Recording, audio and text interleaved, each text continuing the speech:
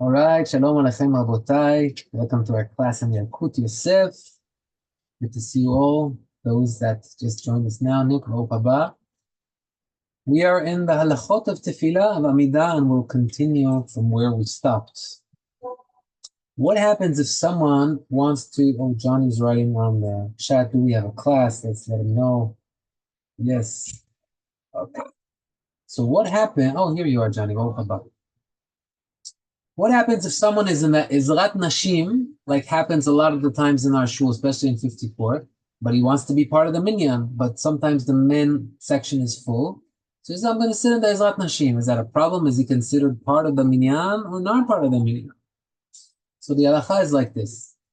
If there is a window where he can see them and they can see him, then it's fine. But if there's a glass wall, full wall between both sides, then even though he could see, but since it's a full wall of glass, that's not considered that he's part of the minyan, because once you have a glass wall, it's considered a wall. It's considered like he's in a different room.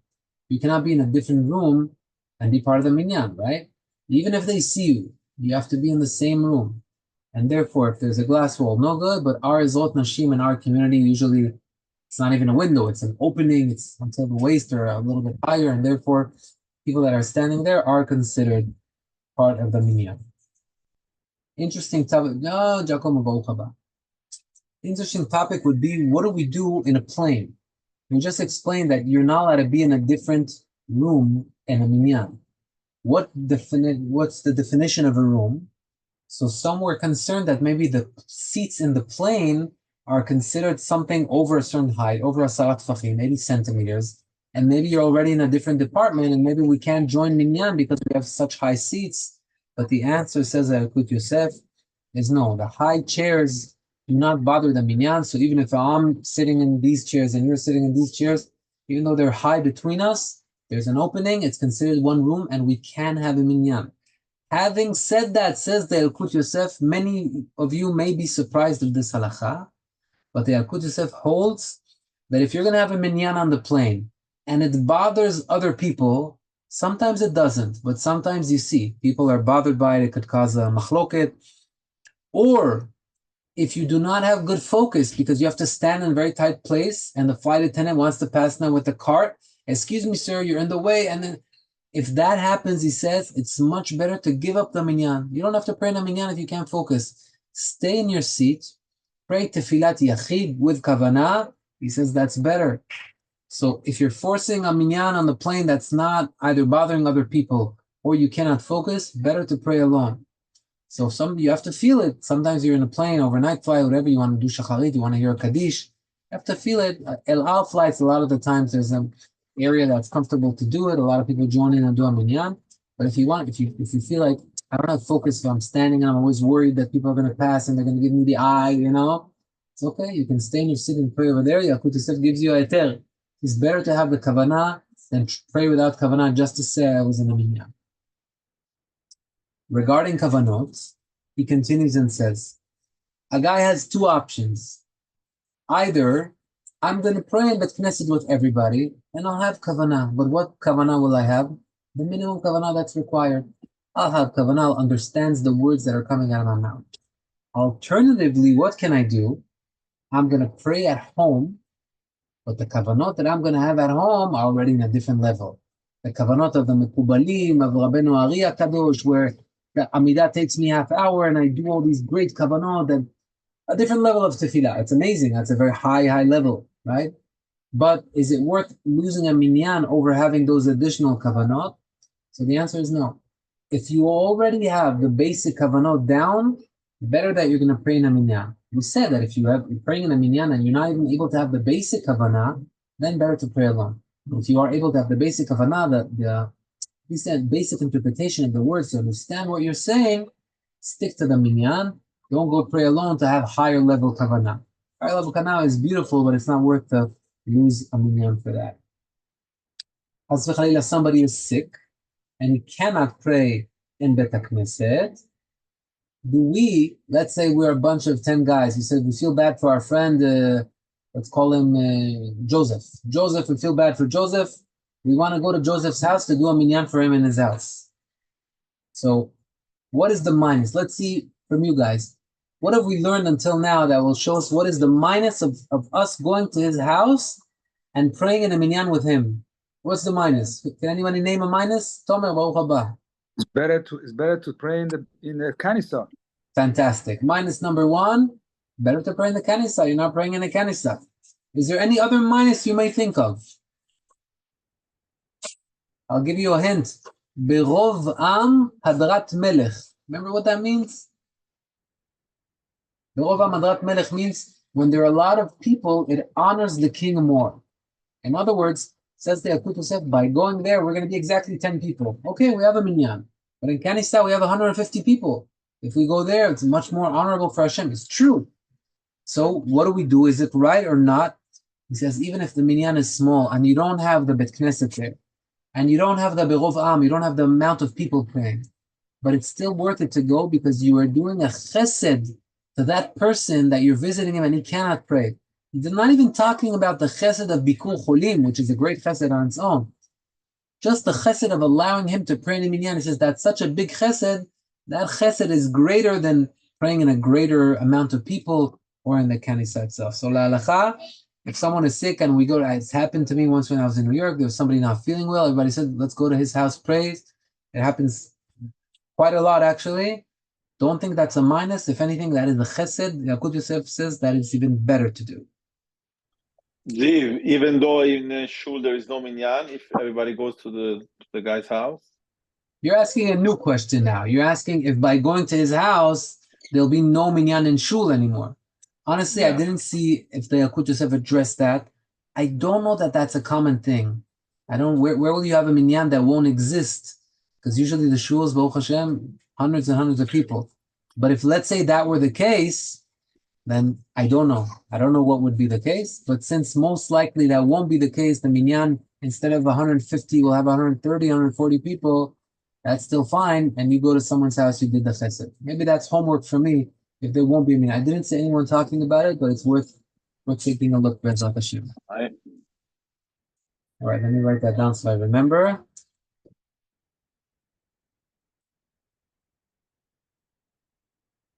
Okay. All right. Now, what happens if it's very cold?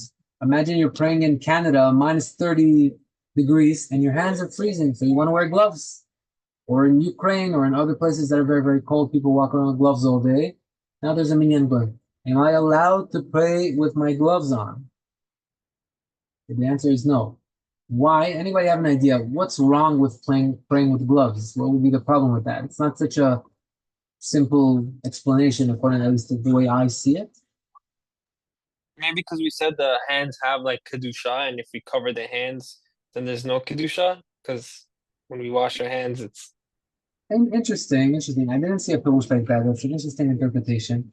Yalkut Yosef says that by having gloves on your hands, it's considered yohara. Yohara means gava.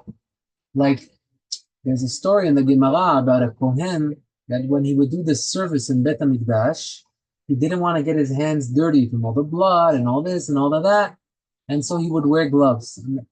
Long story short, he got badly punished, and they ended up losing those hands. What happened was that they brought him once in front of a king and queen, and since he's a kohen, they asked him what parts are better to eat. And the king said the sheep, the wife said the cow. I don't know exactly which one said what. And he understood that there's a problem. If he goes with the king and the queen, he loses with the queen. If he goes with the queen, he loses with the king. Either way, any answer would have been wrong.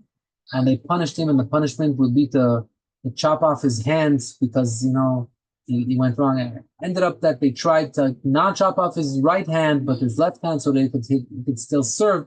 And then when the king found out that they chopped off the wrong hand, they said, chop off the other hand. Ended up losing both hands, and the Gemara understood that it's because he wore gloves. He was disgusted to do work of Mikdash with his hands. He wore gloves. That's like kind of ga'ava, I'm too good for this. He lost his hands. I don't think that Yalkut Yosef brought that story, but that's the story that occurred to me when I was reading that he says it's yohara, it's ga'ava. Why are you wearing hands? It's the service of Hashem. It's service of Hashem. Come empty-handed. Don't come, with all the covers of the hand. Again, is it 100% clear to me what's the problem? No, because I'm also covering my body with sweaters and coats. Why not that? Maybe because of the story with the Kohen, where this is the service. At the end of the day, the korbanot, today we don't have korbanot. What is our korbanot? Our lips, our tefillah, when we're praying. So maybe since it's similar to that idea, don't have your hands covered. Maybe. Either way, Yalkut Yosef says it's gava and you are not allowed to pray. And how much more so, he says, if the chazan has gloves on. If a guy in the Bet Knesset did it, not the end of the world, but the chazan, it's already a big problem. He says it's bizayon, it's a disgrace for a chazan to have gloves on.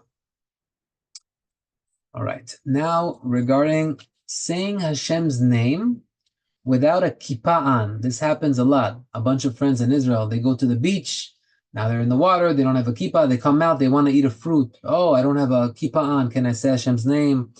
Can I not say Hashem's name? So the answer is, if you are the one saying the beracha or Hashem's name, you have to have a kippah on. If you don't have a kippah, tell your friend to put his hand on your head. We've learned that your hand cannot be considered a kippah, but anyone else's hand could be a kippah for you. So if you don't have a kippah, you're in a situation like that, either you put, your shirt on somehow like that, or your hand, that would be considered a kippah, and that's how you would say the beracha. But regarding answering amen, what about the rest of the group that doesn't have a kippah? Let's say they're in the water or wherever it is. Can they answer amen if they don't have a kippah? He says yes. For amen, you don't have to have a kippah on. But for saying the beracha, for saying Hashem's name, you do have to have the kippah on. Sorry, Ziv. Probably. So you said if somebody puts a hand on your head, it's okay? Because I heard that hand doesn't work. It has to be like a material. Hand doesn't work if it's your hand.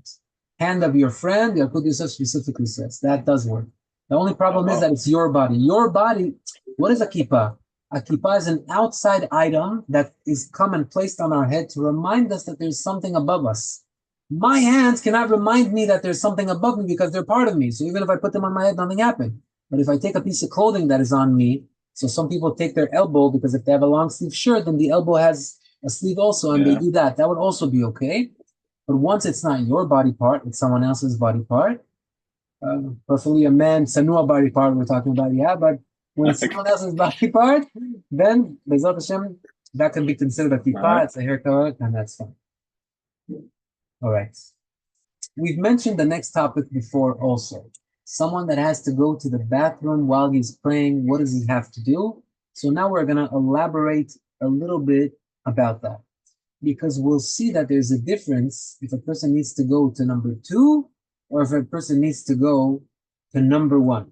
What would be the difference? So let's start with likatchila. What would be the best thing to do? The best thing to do is not pray right now. Go to the bathroom and come back. The only time we tell you not to go to the bathroom is if the time of the tefillah is going to pass. Not if you miss the minyan. This happened to me this week. I remember, thank God, I learned this with you guys and I reviewed it. They were about to start Amidah, and as I'm starting, I think, you know what? Should I go? No, I'm going to miss the minyan. Miss the minyan? I'll go later. Then I said, no, you learned that it's better even if you miss the minyan and you pray alone, as long as you don't pray while you have to go. Only time we allow you to pray is if you'll miss the time of minyan, which means, let's say you can only pray mincha until 5 o'clock. Now it's 4:58, okay? Now if I go and come back, I won't even be able to pray. I'm going to miss the time of tefillah, then we are lenient. All of this is under the assumption that someone has to go on a level that he could last for a while, for 72 minutes. But if it's urgent, then he's already, every second that he's holding it is already a sin of Baal Teshaketzu if it's urgent. Therefore, anyway, you have to go. The whole discussion only begins where you're able to hold it for over an hour, over 72 minutes. So we began by saying, is there a difference between if you have to do number 1 or number 2? The difference is, what happens if you didn't do that part of halacha? You weren't sure, do I really have to go? Maybe it's just in my mind. Then you started praying. Now all of a sudden, in the middle of Amidah, oh my God, I had to go. Why didn't I go? No, you finished praying.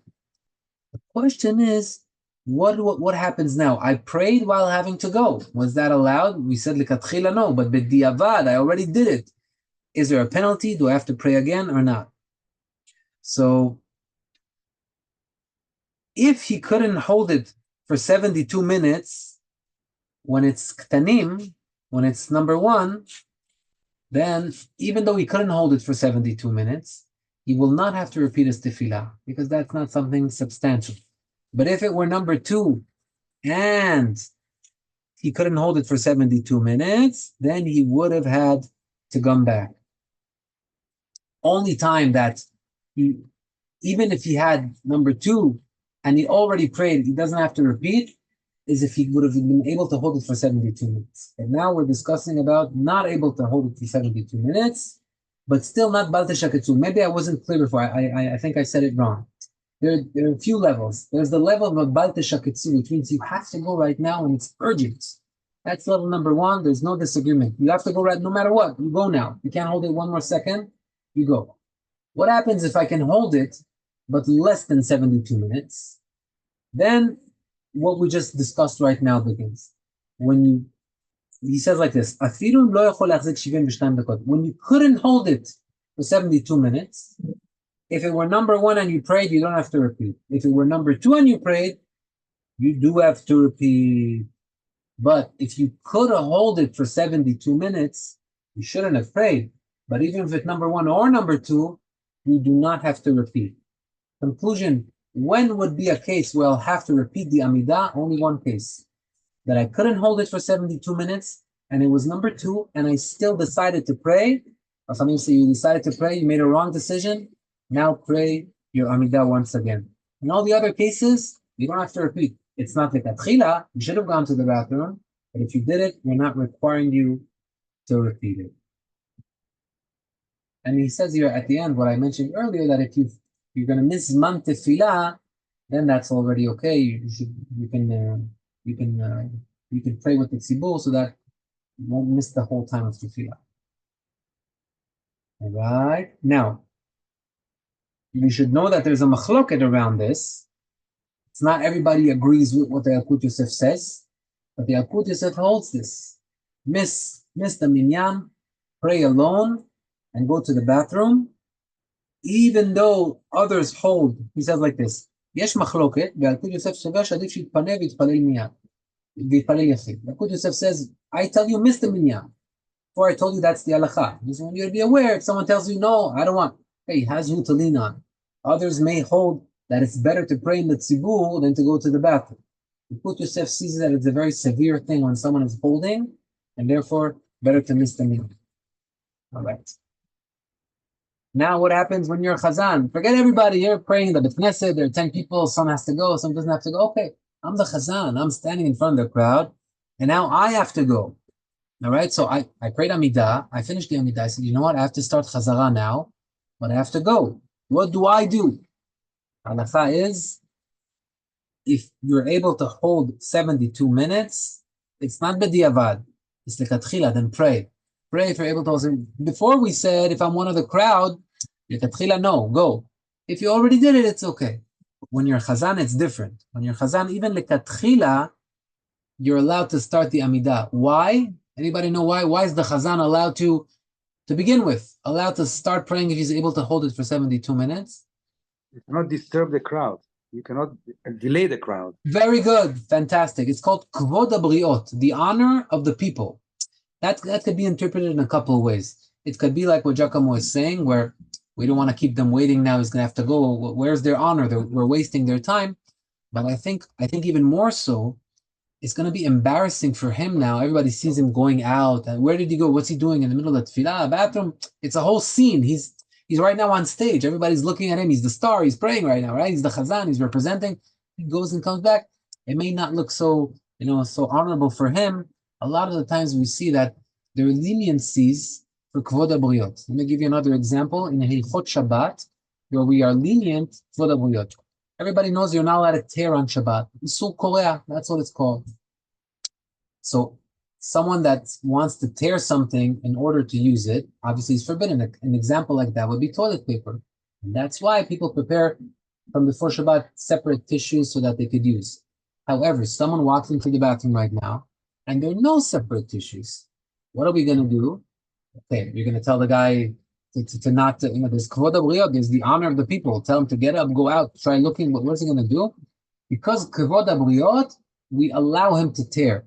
The only thing we say is if you're already tearing, tear it in a shinui, in a change, which means take the toilet paper and tear it with your elbow or do some sort of act like that, because it lowers the level of the avera. But either way, it's kavod habriot, it's for the honor of the people. Since there's honor of people involved, the Torah says you care about the people. And the Torah is not here to embarrass anybody. In fact, there's even the Torah says that if someone chas v'chalila did a sin with an animal, right, sexual sin, and the Torah talks about it in Sefer Vayikra, so the penalty is, a death penalty. Okay, what about the animal? The animal also has to be killed. What does the animal know? The animal doesn't know right or left. Why are we killing the animal? Chachamim say, you know why we're killing the animal? So that if someone sees this animal in the market and says, oh, this is the animal that guy made the sin with. And what do we care? He made the sin. Let him be embarrassed. The Torah says, no. You don't want to embarrass anybody. And since he may be embarrassed, then we kill the animal. The Torah is very worried about people being embarrassed, about kivod habriot. And that's why they kill the animal as well.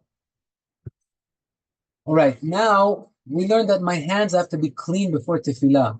In fact, the Rambam says that you do a full netilah before tefillah. And everybody holds like that. As long as I did netilah in the morning and I kept my hands benekiyut, now I'm going to shacharit. I drove, but the whole way my hands were clean. I was aware of them. I'm allowed to walk in. Rambam says, no, you have to do the netilah. But either way, the hands need to be clean. Everybody agrees on that. In the middle of the Amidah, I remembered that, oh my God, I touched a dog when I entered shul and I forgot, let's say, and now I'm praying, now my hands are dirty. What do I do? He says like this, it's enough, it will be sufficient to wipe your hands against a wall or against any milei de menake. Milei de menake means any item that is able to clean your hands. Once you do that, you are covered. Sorry, we're not going to require you to stop. He also tells us what is more severe and what is less severe. What is less severe is if someone has a runny nose and let's say he touched it during the Amidah, I didn't notice, and I was like, oh, my hands are dirty, do I have to stop? Try to wipe it on something that, milei de menake, some sort of item that will get it off your hands. It says, when it comes to tzu'ah, when it comes to from the bottom of the body, something that is not clean in that area, that's already more severe. That's considered a higher level.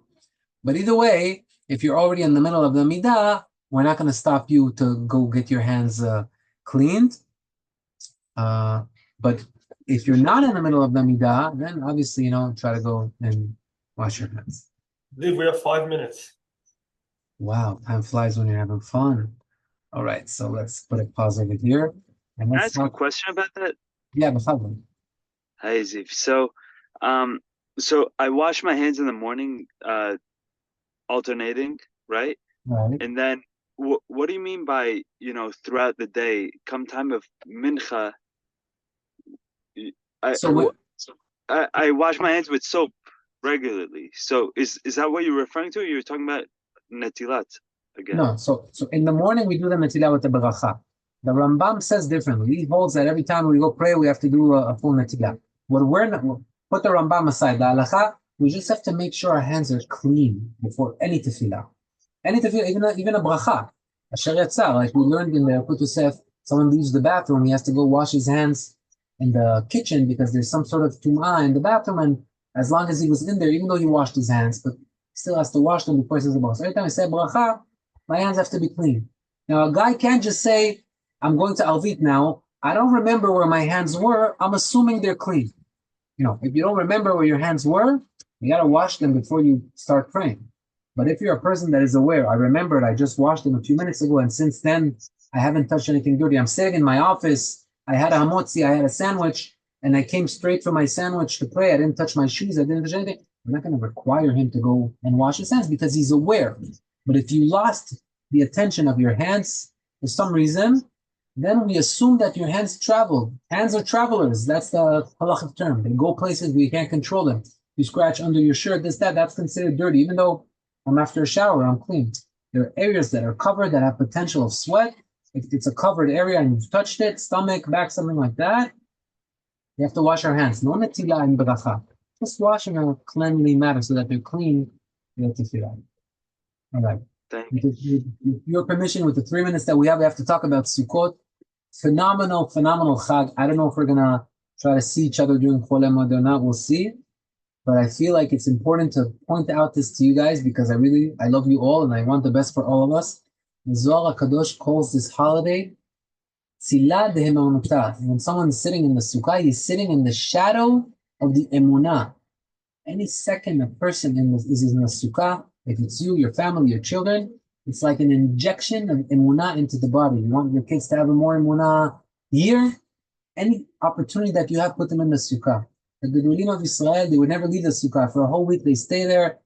Someone could sleep there. Halacha requires to sleep there. There's loopholes why maybe someone cannot sleep there, but loopholes aside, if you can sleep in the sukkah, you're keeping the real mitzvah of Succot, which is to live there, to stay there as if I'm living there. Every second that you're there, there's something about the mitzvah of Sukkah that is different from any other mitzvah of the Torah. What's the difference of the mitzvah of Sukkah? Anybody know? It's the only mitzvah all your body. That we use your all our body. body. Very good, very good. Chazaku Baruch. The Inter Milan here, I don't know what do we have here, but the Italians are telling us, well, Baruch Hashem, the mitzvah that we keep with our whole body. There are mitzvot that you keep almost with your whole body, like talit, tzitzit, but it's only the upper body. Some say being in Eretz Yisrael is a mitzvah. It's a machloket, but to the opinion that it is a mitzvah, every step that I take in Eretz Yisrael, that also a mitzvah that I do with my whole body. But sukkah, anywhere in the world that you are, you walk into a sukkah, your whole body is doing the mitzvah every second. We go to minyan shacharit because we want to pray in a minyan. Okay, we go, we spend an hour, we pray in a minyan, we get a V, we have a mitzvah. In the sukkah, every second that you're there, mitzvah, mitzvah, mitzvah, mitzvah.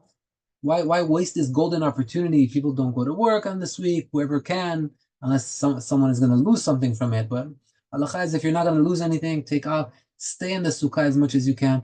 Enjoy the tzil of emunah, that the Shekhinah is there, the divine presence is there. It's giving us these spiritual powers for the whole year, the emunah that is injected in us and our children.